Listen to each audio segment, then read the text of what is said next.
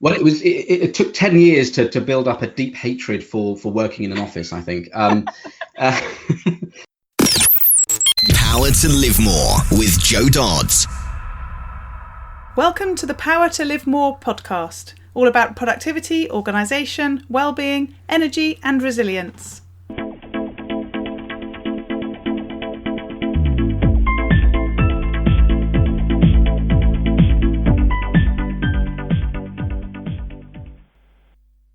I'm Jo Dodds, and I started this show to enable interesting people to share their stories about how they use their power to live more, and by that I mean to do the stuff that they want to do more than the stuff that they need to or should do. It's about creating a life for yourself where you have the energy, health and space to be happy and fulfilled, spending your time as you'd like, whether that be at work, home or somewhere else entirely. That's your choice. Hello.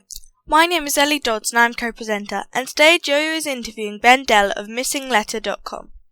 Joe has been using the Missing Letter platform since being introduced to it by our guest on show number 53, Sharon Gaskin. She loves it, is getting great results, and is also now speaking at the Uppercase conference that Ben mentions on the show. Ben is the founder and CEO at Missing Letter, a social marketing automation company that automatically creates 12 months worth of social content for each blog post you publish. He previously owned a web agency for over 10 years, acquired. During this time, he also launched a number of SaaS startups, 2 of which were also acquired. Ben is passionate about empowering businesses and brands with tools that help them succeed. Back to the studio. Today I'm interviewing Ben Dell of Missing Letter, and I've mentioned Missing Letter a few times on the podcast, I believe, and also in my newsletter, because it's a tool that I use, and I'm speaking at their online conference in September. And so I saw that Ben was offering to come and talk with people, so I thought, let's get him on the show. And then we had a horrendous trauma with, well, I'm bigging it up here, with internet and laptop problems this morning, and now I'm talking extra quick because we've got limited time to do the show. So firstly, I'm really excited that you're here, Ben. Thanks for joining me. No, pleasure. And secondly, I'll try and calm down and not speak so quickly. So the show will be slightly different in that we're going to not do all the questions that I normally ask, but we're going to do the pertinent ones, and I'll probably find it's a better format, and I'll just keep doing this in future. Exactly. I mean, through adversity, we have the opportunity to evolve. So who knows? You'll find an optimized format as a result. Exactly. So start by telling us a bit about you and about Missing Letter, and then we'll go from there. Cool. Yeah. So happy to. First of all, thanks for having me on. So I'm Ben. I'm the founder CEO at Missing Letter. We're a UK-based marketing automation tool. We essentially help anyone that blogs. So whether you're a freelancer all the way up to sort of high enterprise and agencies and everything in between, if you're blogging, you're probably not doing enough promoting it across your social channels once you've clicked publish. So our software helps with that bit. It basically creates automatic social media campaigns for each blog post that you publish. All automatically, using your own content, creates branded images for you, hashtag recommendations, essentially turns it into a full 12-month campaign that you simply need to review, make some adjustments if you need to, and then click go. And then from that point, we will drip it out to your social accounts over the next 12 months. And it's all there to drive traffic back to that original blog post that you wrote. So each blog post you publish, you can have the option of having its own social media campaign. And I have to say, I love it at the risk of being too effusive, but I was a social media marketing consultant in the early days, so many years ago, and I don't do that anymore. But I think social media has got so noisy, and you have to be much more strategic than you ever used to be. And I started a new Facebook page a while ago, and I've done very little with it apart from share curated content to it and use Missing Letter. And the amount of people who are liking the page now with me doing, pretty much nothing else, which is poor, is testaments to the the power of showing good content, but also the way that the tool's working for me with very little input. And so there you go. That's the end of my waxing lyrical about it, but I thoroughly recommend it. So tell us a bit more about where this has come from, why you do what you do. You've just said already it's school holidays, you're off to do something shortly with your daughter, I think you said, and you're clearly at home at the moment, so you've got a sort of flexible lifestyle and this business. How did that all come about, and why do you do what you do in the way that you do it? Well, it took 10 years to build up a deep hatred for working in an office, I think. I had an agency here in the UK. We would essentially build websites, high-end websites for clients all around the world. And I exited that last year. And through that time, a couple of things. One, it served to really identify and highlight a massive problem in that then became Missing Letter. So we sort of identified the problem through working with all those clients and then built a solution around it. But it also just taught me a lot about what I want out of my professional and non-professional life. So when I sold and then properly sort of doubled down and set up Missing Letter, it was very clear to me that it was going to be a remote company by design, that I would initially at least start from working at home, and just really try and create that balance that we all strive for, but we all often find difficult to really achieve. I'm not saying I've achieved it, but that's the path I'm on, and so I'm really trying to create that balance.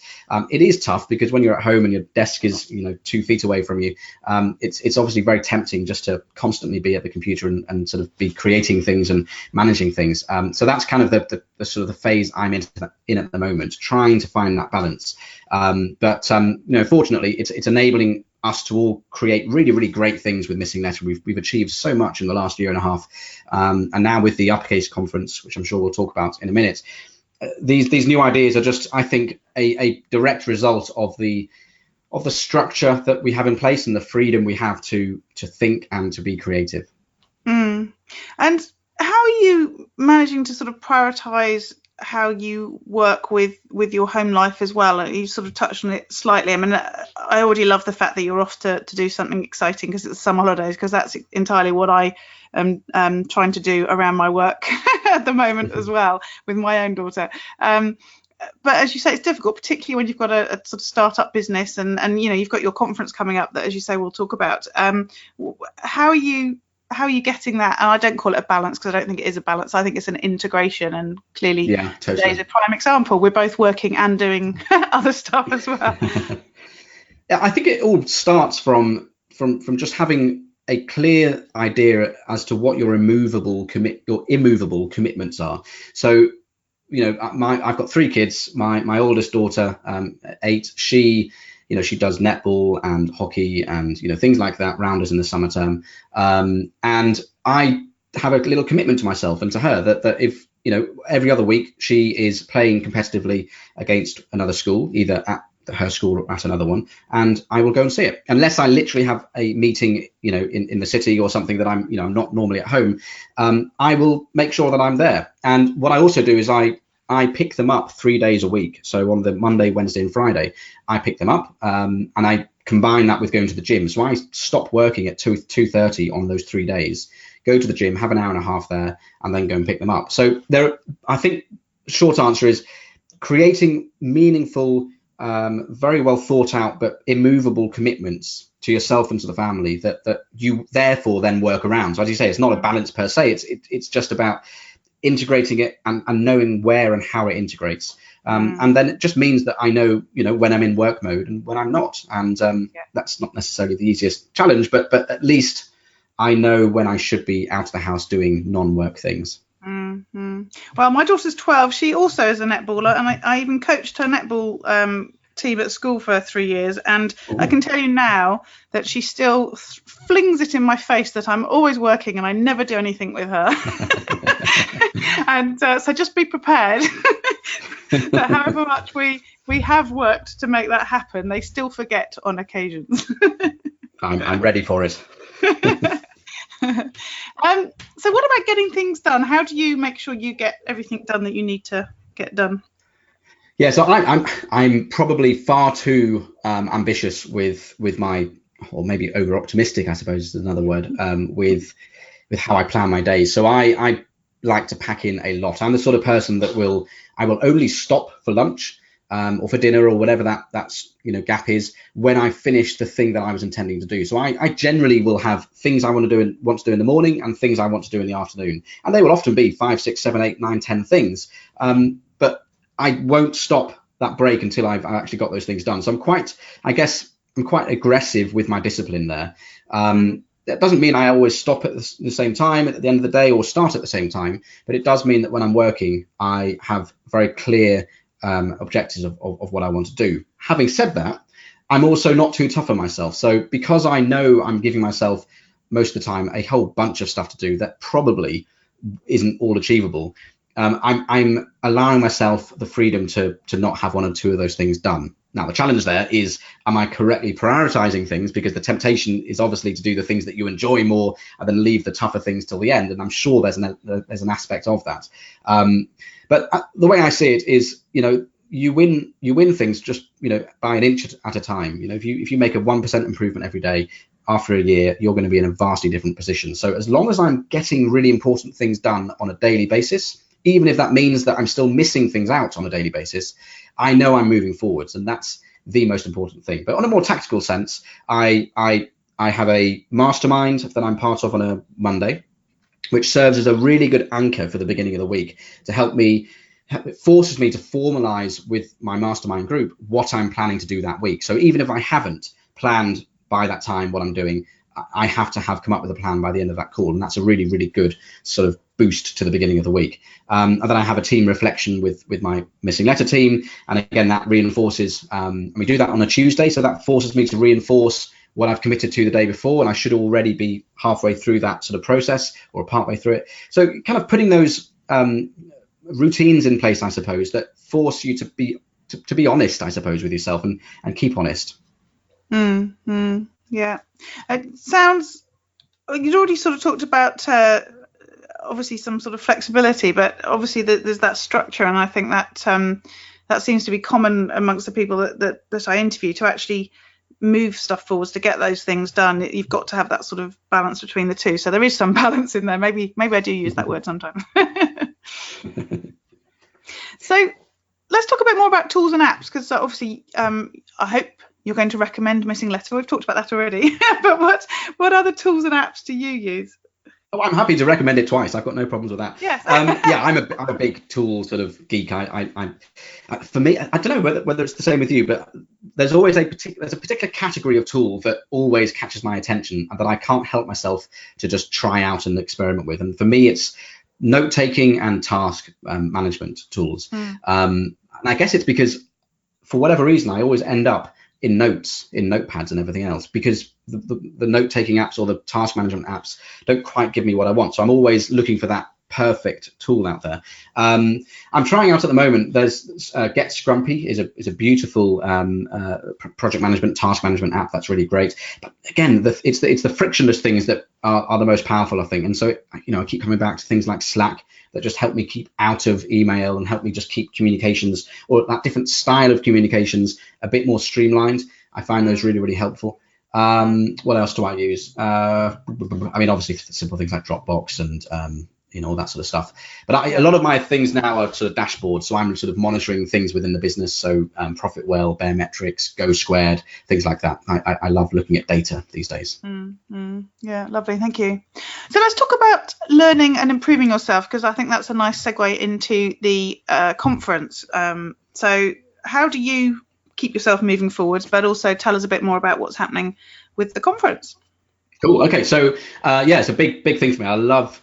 Funny little flashback to childhood. I grew up with this sort of transfixed sort of passion around and focus on trying to come up with a perfect balance within a day, or could you find a perfect balance? I was sort of obsessed with the idea of that, which is kind of off topic here, nothing to do with the conference, but this idea that in theory you could structure your day with a certain percentage of things being achieved. So it might be 10% reading, 20% exercise, 50% this.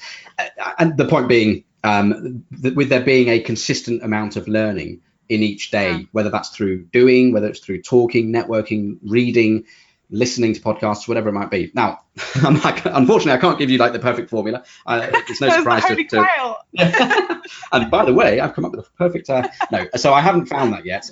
But I guess that sort of leans to your question there around how do I approach learning. And I think for me, it's a daily, weekly, constant thing. It's this idea that nothing is perfect. And even though you might have found the perfect setup yesterday to set yourself up for learning and engaging with the real world, those conditions are not the same today. And so you have to constantly iterate on how you approach your work, your personal life, how you consume content to learn, and all those sorts of things. So I go through phases of obsessions where I might read constantly for a few months, and then I might stop for 3 years. I mean, it can be as extreme as that.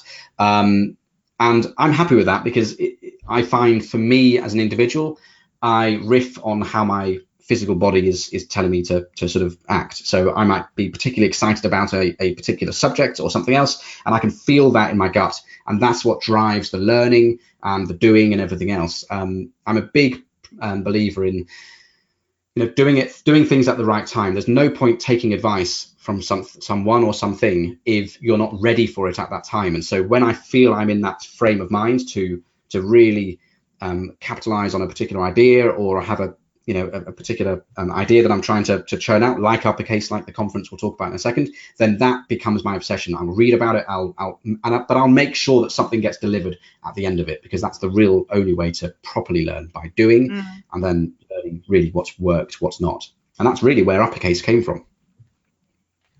So tell us more. So that's. Should I tell you more? Yeah. Yes. Awkward. Yeah. Okay. Just so almost a perfect idea. of my awkward silence there. But so that's kind of how I was thinking, and it was only sort of 5-6 weeks ago. We were entering the summer, and I knew that we needed to provide an effective opportunity, I suppose, for our affiliates to really start engaging with us in a bit more of a meaningful way. We have 1,000 or so affiliates on our network, but I knew we weren't really properly engaging with them. We weren't giving them anything meaningful to share with their lists. So about 6 weeks ago, I thought, look, let's do something really, really simple here. Let's put together like about 3 or 4 webinars with very, very, with 3 or 4 people, experts in their fields. Let's do one a week over a 3 or 4 week period. We can call it something like the Summer of Learning, or something like that. Something that is, yes, there will be an email sequence on the back of it, but that on the front is just genuine, something for people to learn, just a value added thing. So, I thought we would send it out to the affiliates. It would be super easy for them to share it with their lists. Hey, look, we've got so-and-so expert coming on. It's going to teach you about podcasting or teach you about blogging. Check them out. It's a no-brainer. And then I paused, and just before I started working on that, I thought, actually, let's, what might it look like if we were being a bit more ambitious? And so it very, very quickly flipped from that to creating a whole new breed of online summit, online conference, one that would be run over a 2-week period with over 100 speakers. So I had this goal in my head that we were going to hit 100 speakers, but of high quality, not just there to make up the numbers. I wanted there to be, real, genuinely important people, and people that had value to share, much like yourself.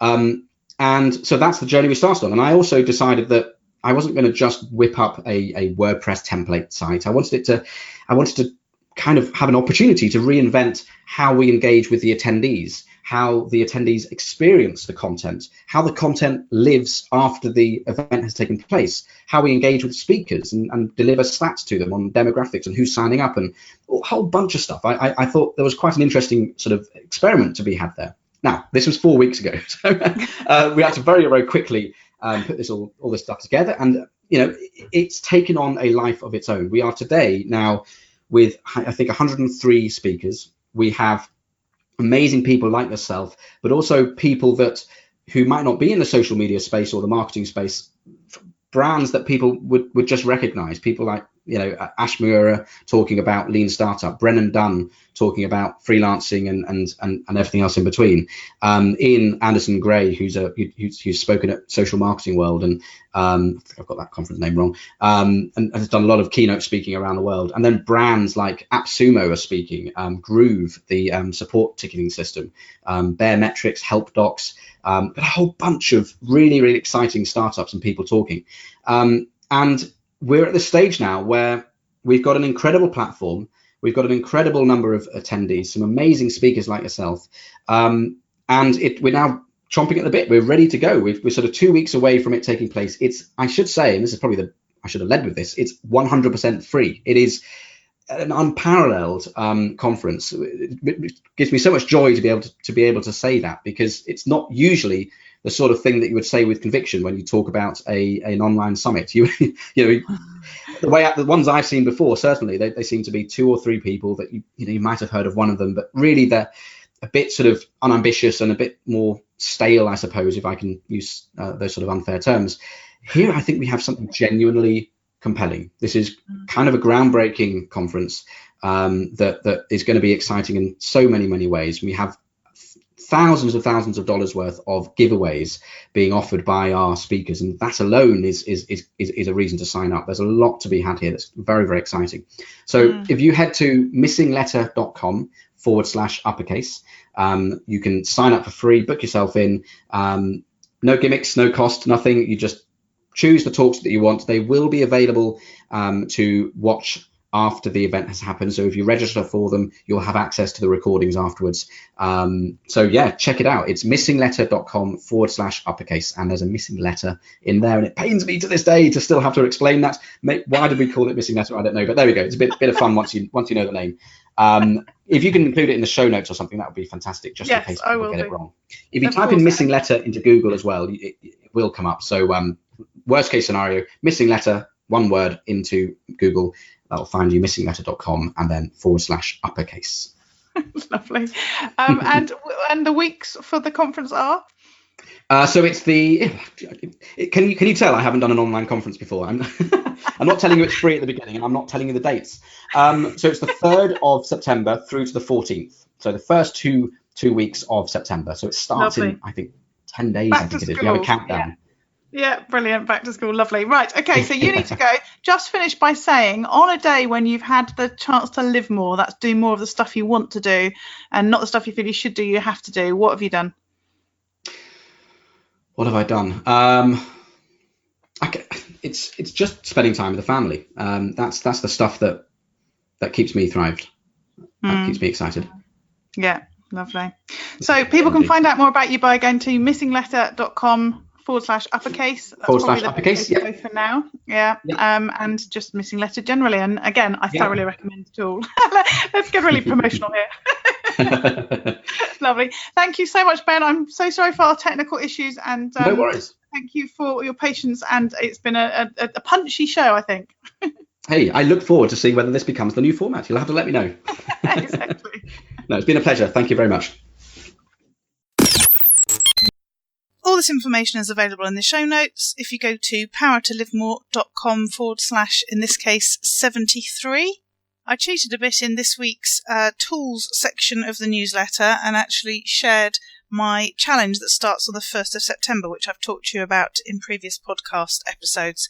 And that's the challenge to avoid burnout and fatigue. And if you want to get involved and join in with us from the 1st of September or whenever you're listening to this, if you're a little bit later than that, then go to joedodds.com / challenge burnout, and you can sign up there. You'll get a short daily email from me with a link to a blog post with some tips and strategies that you can try during the month to help you to avoid burnout and reduce fatigue. And you don't have to do all of it. I hesitated to call it a challenge because it makes it sound a bit onerous and maybe a bit more about creating burnout and making you tireder. But actually, it's not the case. And you don't have to do everything. And it's quite an easy to follow along with 30 days. So don't get too concerned. And of course, you can always unsubscribe at any time anyway. So hop over to joedodds.com / challenge burnout and sign up and join us from the 1st of the month, and as I say, or any time during the month if you're listening to this a bit later. And when you sign up, you'll get a link to join us in our private Facebook group as well, so that we can share our challenges and our tips and the things that are working well for us over that time. So as I say, joedodds.com / challenge burnout. And a reminder that the show notes are at powertolivemore.com / 73. And we look forward to speaking to you next week. Use your power to live more.